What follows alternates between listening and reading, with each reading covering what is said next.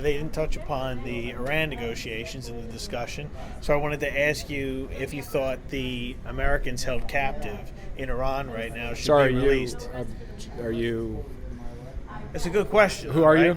you? A reporter with PJ Media. Okay, yeah. No, I was just doing the event, so I'm not doing any reporters' questions, and I'll just. Can you at least maybe give us an update on what's going on with the negotiations? Because I know you've been instrumental in the process. Well, I'm a private citizen, so that's why I don't want to do any interviews on the subject, because at the moment I'll just leave it to the team who's negotiating it and let them do both the negotiating and the public talking. Okay. One of my colleagues, I work with Sputnik International News. One of my colleagues was in touch with you about future campaign events, and I'm just wondering if you have those scheduled out in advance, because I wanted to be in touch. Good question. Good question. I will try to follow up on that.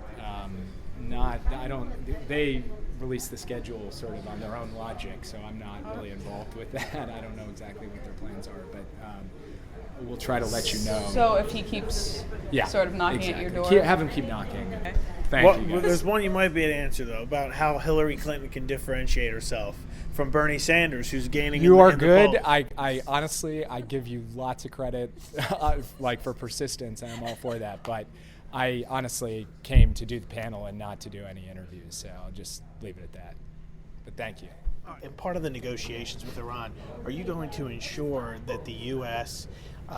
Gets the hostages released that are in Iran right now, the U.S. citizens? We work on that every single day, and this has been the only other issue that we have consistently raised, even in the context of these talks, because we've tried to make sure that these talks were focused exclusively on the nuclear program. But the only other issue that we have consistently raised with the Iranians is the American citizens who are being unjustly held in Iran. And so there's an intense focus on that, and as I mentioned in my remarks, we're determined to bring them home.